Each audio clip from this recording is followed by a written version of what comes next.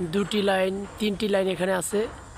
দুটি বাথরুমের, একটি ওয়েস্টাটার, একটি সুয়ারেজ এবং রান্নাঘরের একটি লাইন দেওয়া আছে ওয়েস্টাটার লাইন। এবং ফ্ল্যাট মালিক সুবিধার স্বার্থে আমরা লাইন প্রত্যেকটা লাইনে আলাদা আলাদা দিয়েছি, যা উপরে গিয়ে 10টা লাইন হয়েছে। এবং গ্যাসের লাইনগুলো যে জিআই পাইপ দিয়ে নামানো হচ্ছে, যা সিলিন্ডার ব্যবহার করা হবে। এটি একটা বহুতলা ভবন, 10তলা ভবন, যা ক্রেন দিয়ে কাজ করা হচ্ছে।